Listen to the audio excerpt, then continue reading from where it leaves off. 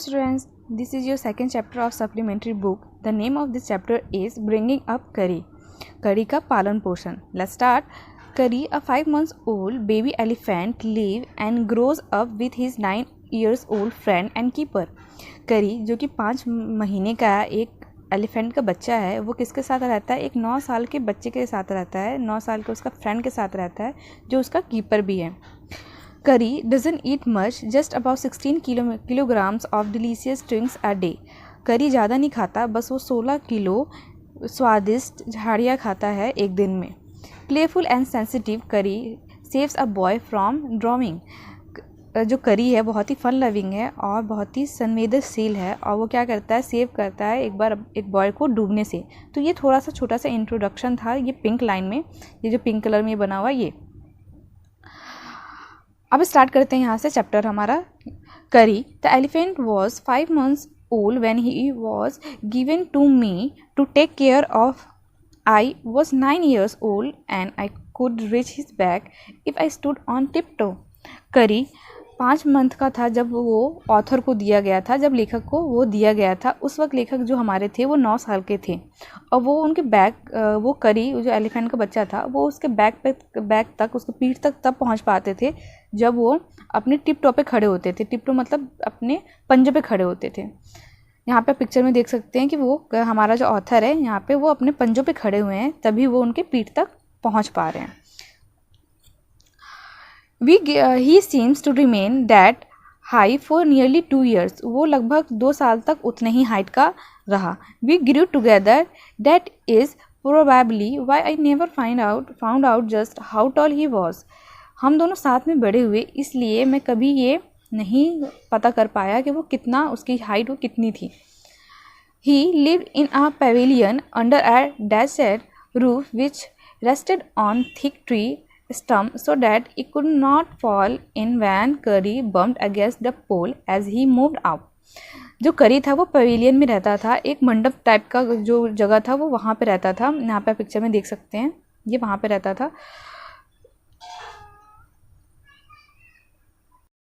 One of the first thing Curry did was to save the life of a boy. करी ने जितनी भी चीज़ें की थी उनमें सबसे पहली चीज़ उसने क्या की थी, वो फर्स्ट चीज़ है एक बच्चे की जान बचाई थी. Kari did not eat much but he nevertheless needed 40 pounds of twigs a day to chew and play with. Kari को ज़्यादा नहीं, पर उसको क्या चाहिए होता है, 40 pound उसको झाड़ियाँ चाहिए होती है जिसके साथ वो खेल सके और उसको चबा सके. Every day I used to take him to the river in the morning for his bath. मैं हर रोज़ सुबह उसको करी को ऑथर हर सुबह लेकर जाता है रिवर के पास उसको नहलाने के लिए. He would lie down on the sand bank while I rubbed him with the clean sand of the river for an hour. वो वहाँ पे जाकर ऐसे बैठ जाता है नीचे सैंड के ऊपर रिवर के किनारे, जबकि ऑथर है उसको क्या करता है, उस रिवर से ही सैंड लेकर उस पर रब करता है, उस पर घसड़ता है. लगभग घंटे तक वो ऐसे ही करता है. After that he would lie in the water for a long time. उसके बाद जब वो साफ़ हो जाता है फिर भी वो काफ़ी समय तक पानी में ही ऐसे बैठा रहता है. On coming out of his skin would be shining like ebony. जब वो नहा वहा के बाहर आता है वहाँ से रिवर से, तो उसकी जो स्किन है बहुत ही शाइन करती है, एक इबोनी की तरह. इबोनी एक पेड़ है जो कि बहुत ही शाइन करती है, ब्राउन कलर की होती है वो, तो उसकी भी स्किन वैसे ही शाइन करने लगती है. And he would square with pleasure as I rubbed water down his back. और वो खुशी से आनंदी से वो चिल्लाता है, हाथी की जो आवाज़ आती है वो करता है, जैसे जब जो हमारा ऑथर है वो उसको रब करता है और उसको पानी डालकर नहलाता है तब वो आवाज़ करता है अपनी सूंड उठाकर. Then I would take him by the ear because that is the easiest way to lead an elephant. तो फिर वो क्या करते थे, उसको उसके कान से ले जाते थे, क्योंकि ये बहुत ही आसान तरीका था उस हाथी को लीड करने का, अपने साथ ले जाने का. And leave him on the edge of the jungle while I went into the forest to get some luscious twig for his dinner. उसके बाद जब उसको ले जाते थे, जब ऑथर वो करी को एलिफेंट को ले जाते थे अपने साथ, तो वो क्या करते थे, उनको जंगल के किनारे छोड़ देते थे और ऑथर खुद क्या जंगल के अंदर चले जाते थे, जहाँ से वो करी के लिए बहुत ही टेस्टी ट्विंक्स लेकर आते थे, झाड़ियाँ लेकर आते थे उसके रात के खाने के लिए। One has to have a very sharp has to cut down these twigs. और जो भी ट्विंक्स को इस जो ट्विंक्स थे, झाड़ियाँ थे, इनको काटने के लिए बहुत ही तेज कुल्हाड़ी, छोटी कुल्हाड़ी की ज़रूरत पड़ती थी। It takes half an hour to sharpen the haze because if a twig is mutilated, an elephant will not touch it. इसको करने में आधा घंटा लगता था, क्योंकि अगर जो भी झाड़ियाँ हैं, जो भी अगर इसमें टहनियों में अगर फट जाती थी, अगर उसको थोड़ा भी नुकसान पहुंच जाता था तो एलिफेंट उसको टच नहीं करता था, कड़ी उसको नहीं खाता था। वो बिल्कुल ही अच्छी झाड़ियाँ, अच्छे ट्विंग्स को ही खाना पसंद करता था। It was not an easy job to get twigs and sapling for curry. करी के लिए ट्विंग्स और छोटे पौधे लाना ये आसान काम नहीं था। I had to climb all kinds of tree to get the most delicate and tender twigs. और इस काम के लिए मुझे यानी ऑथर को बहुत सारे अलग अलग किस्म के पेड़ों पे चढ़ना पड़ता था ऐसे टेस्टी और अच्छे झाड़ियों को लाने के लिए। As he was very fond of the young branches of the banyan tree which grows like a cathedral of leaves and branches. अब जो बनियन ट्रीज होते हैं, जो लंबे जिनके ब्रांचेस नीचे तक आते हैं, तो जो कड़ी होता है वो उनको कड़ी को उसका बहुत शौक होता है, वो बहुत पसंद करता है ब्रांचेस बनियन ट्री के जो नए ब्रांचेस होते हैं उनको। I was gathering some one spring day in March when I suddenly heard curry calling to me in the distance. एक बार मैं स्प्रिंग के समय मार्च में मैं ऐसे ही ब्रांचेस इकट्ठा कर रहा था, तब मैंने अचानक से कड़ी की आवाज़ सुनी, वो मुझे बुला रहा था कुछ दूर से। As he was still young, very young, the call was more like that of a baby than an elephant. क्योंकि वो उस समय बहुत ही यंग था, छोटा था, इसलिए जब उसने मुझे पुकारा तो उसकी आवाज़ एक एलिफेंट की तरह नहीं बल्कि एक बेबी की तरह सुनाई दे रही थी। I thought somebody was hurting him. मुझे लगा कि कोई उसको तंग कर रहा है और कोई उसको परेशान कर रहा है। So I came down from my tree and ran very fast to the edge of the forest where I had left him, but he was not there. फिर क्या करते हैं जो ऑथर है, मैं क्या किया, जल्दी जल्दी पेड़ से नीचे उतरा और उस तरफ भागा जहाँ मैंने करी को छोड़ा हुआ था, फॉरेस्ट के किनारे पे जहाँ मैंने करी को छोड़ा हुआ था, पर वहाँ पे वो नहीं था।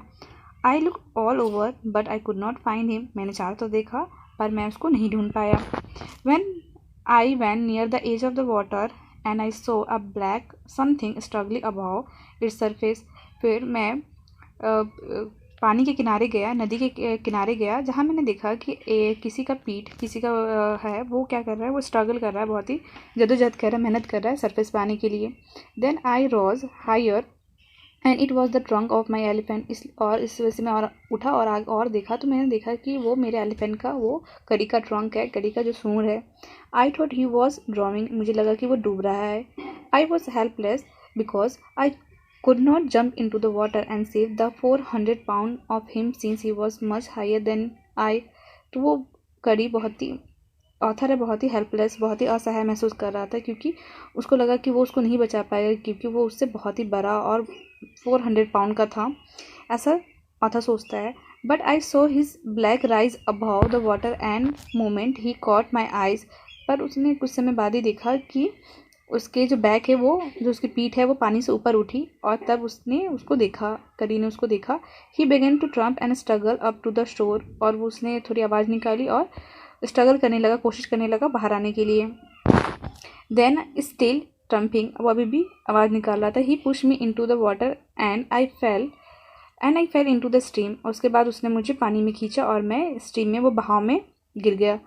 I saw a boy lying flat on the bottom of the river. मैंने क्या देखा कि वो एक बॉय है जो कि बॉटम में है, रिवर के बॉटम में गिरा हुआ है, लेटा हुआ है, पड़ा हुआ है। He had not altogether touch bottom but was somewhat float.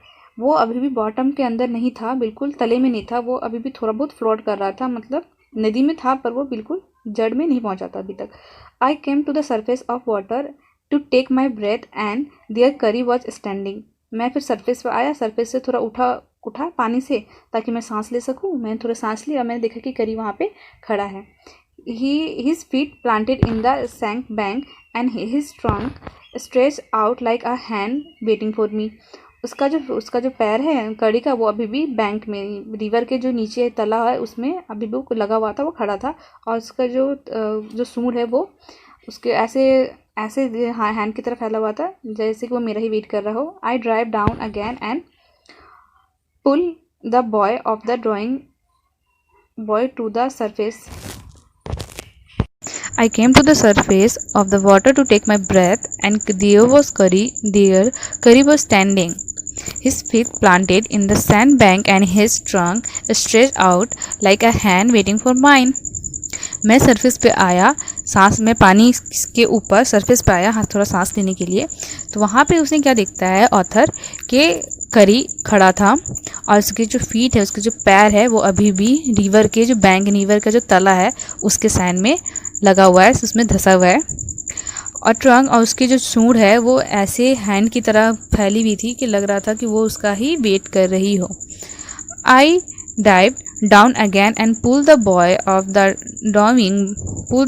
the dying boy to the surface, but not being a good swimmer, I could not swim ashore and the slow current was already dragging me down. उसने author ने क्या किया, फिर वो नीचे dive होता है और वो जो लड़का जो डूब रहा था उसकी बॉडी को वो खींचता है सरफेस की तरफ, पर वो एक अच्छा स्विमर नहीं था, इसलिए वो क्या करता है वो स्विम नहीं कर पाता है क्योंकि जो करंट होता है, जो नदी का जो बहाव है वो उसके अपोजिट डायरेक्शन उल्टे डायरेक्शन में होता है। इसलिए ऑथर को बहुत ही मेहनत मुशक्क़त करनी पड़ती है वहाँ पे खड़े होने के लिए। सीइंग अस ड्रिफ्ट बाय इन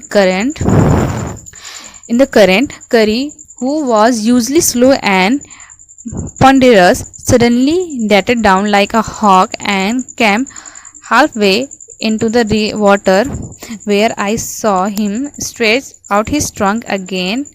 और उसके बाद क्या होता है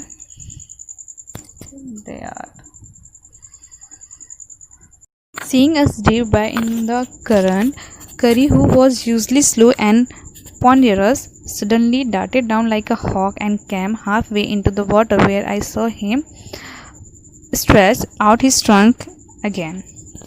हमें ड्रिफ्ट में, हमें नदी के बहाव में उसने बहता हुआ देखकर जो करी है वो वैसे तो बहुत ही धीरे, बहुत ही भारी भरकम, पॉन्डरस भारी भरकम होता था, पर उस दिन क्या होता है जैसे इनको देखता है बहते हुए तो वो सडनली ऐसे छलांग लगाता, दौड़ के आता जैसे कि वो हॉक हो, कोई बाज हो, बहुत ही तेज़ चलने वाला पक्षी हॉक हो, और वो आधे रास्ते में आता है वाटर के वेयर जहाँ पे वो खड़ा होता है। I saw him stretch. उसके बाद जहाँ ऑथर उसको देखता है कि वो अपनी जो ट्रंक है, जो अपना सूंड है वो फिर से फैला रहा है। I rise up my hand to catch it and it slipped. मैं अपना हाथ बढ़ा रहा था उसके सूंड को पकड़ने के लिए, पर ये बार बार स्लिप कर जा रहा था, वो नहीं पकड़ पा रहा था author. I found my self going under the water again, but उसने अपने आप को पानी के अंदर जाता हुआ पाया, लेकिन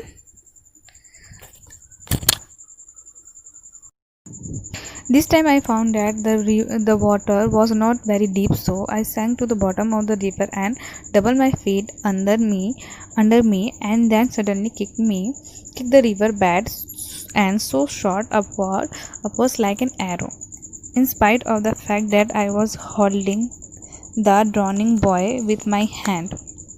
अब उन्होंने क्या कहा, उन्होंने सोचा कि जब उनको ये पता चला कि अच्छा जो ये रिवर है ये ज़्यादा गहरा नहीं है और वो क्या कर सकते, वो ईज़िली इसमें से बाहर आ सकते, तो उन्होंने क्या किया, अपना दोनों पैरों को अच्छी तरह गिराया और कोशिश की आगे बढ़ने की। उसके बाद उन्होंने अपने आप को एक अचानक से पुश किया, अचानक से किक किया, धक्का दिया, जिससे कि वो रिवर से बाहर आ जाए एक एरो की तरह।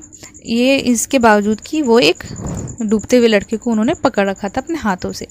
As my body rose above the water, जैसे उनकी बॉडी पानी से बाहर उठी, I felt a लेजो around my नेक। उन्होंने एक रस्सी के तौर पे अपने गर्दन में बंधा हुआ देखा, अपने गर्दन के आसपास देखा। दिस फ्राइटन मी, और जो कि जिससे वो डर गए।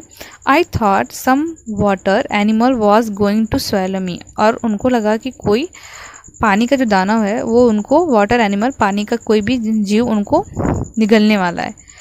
I heard curry squirring and I knew it was his trunk about my neck. उसके बाद ऑथर ने करी की आवाज़ सुनी और उनको फिर लगा उनको पता चल गया कि ये कोई और नहीं करी है और ये उसका सूंड है। जैसे कि आप यहाँ पे पिक्चर में देख सकते हैं करी क्या कर रहा है, अपने सूंड से ऑथर के गले को पकड़ रखा है। ही पुल अस बॉथ अशोर, और उसके बाद उन्होंने कड़ी ने ऑथर को गले से ही पकड़ के नदी के किनारे तक वो ले गया। जैसे कि आप पिक्चर में यहाँ पे देख सकते हैं कड़ी ऑथर के गर्दन में पकड़ रखा है और ऑथर वो डूबते हुए लड़के को पकड़ रखा है। करी was like a baby, he had to be trained to be good, and if you did not tell him when he was naughty, he was up to more mischief than ever. करी एक बच्ची की तरह था और उसको हमेशा ये बताना पड़ता था कि किस तरह बिहेव करना चाहिए। अच्छा बिहेव करने के बारे में उसको ट्रेनिंग दी जाती थी, उसको बताया जाता था। अगर ऐसा ना किया जाए उसको अगर नहीं बताया जाए तो वो पहले से ज़्यादा ही बदमाश हो सकता है और नॉटी हो जाता था। For instance, one day somebody gave him some banana to eat. एक बार की बात है किसी ने करी को केले दे दिए खाने के लिए। Very soon he developed a great love for ripe bananas. बहुत जल्दी ही उसको बनाना, वो पके हुए बनाना उसको बहुत पसंद आ गए, उससे प्यार हो गया। We used to keep large plates of fruits on a table near a window in the dining room. और हम क्या करते थे, ऑथर की जो फैमिली है एक बड़ा सा प्लेट, फ्रूट से भरा हुआ प्लेट वो टेबल के पास रखते थे जो कि डाइनिंग रूम के खिड़की के पास था। One day all the banana on that table disappeared and my family blame the servant for eating all the fruits in the house. एक दिन डाइनिंग रूम से सारे बनाना है वो टेबल से अचानक से गायब हो गए और इसके लिए ऑथर की फैमिली ने उसके नौकर को ब्लेम किया, दोषी ठहराया कि उसने ही सारे घर के फ्रूट्स खा लिए होंगे। A few days later the fruit disappeared again. कुछ दिन बाद जो फ्रूट थे टेबल के वो दोबारा से गायब हो गए। This time the blame was put on me. और इस टाइम जो दोषी ठहराया गया वो ऑथर को, लेखक को ठहराया गया। And I knew I had not done it, और मुझे पता था, ऑथर को पता था कि ये उसने तो नहीं किया है। It made me very angry with my parents and the servants for I was sure they had taken all the fruits. और इसकी वजह से ऑथर को बहुत डांट पड़ी उसके पेरेंट्स और सर्वेंट्स से, जो कि उनको लगता था कि ऑथर ने दिया है और इससे वो नाराज हो गए, और क्योंकि ऑथर को लगता था कि इन्होंने सारे फ्रूट्स ले लिए। The next time the fruits disappear I found a banana all smashed up in curries Pavilion. जब नेक्स्ट टाइम फ्रूट्स गायब हुए तो ऑथर ने क्या पाया कि जो बनाना है उसमें से कुछ मैश, जो बनाना की पिचके हुए चीज़ें वो करी के मंडप जैसा हाउस के पास है। This surprise me very much for I had never seen fruit there and as you know he had always live on drinks. मैंने ये करी को ये ऑथर को बहुत ही सरप्राइज़ करता है कि करी के पवेलियन में उसे कोई मैश, कुचले हुए बनाना मिले, और उनको पता था कि उन्होंने कभी फ्रूट्स यहाँ पे देखा नहीं था। और जैसे कि हम जानते हैं कि जो करी है वो हमेशा ट्विंक्स झाड़ियाँ खाता था।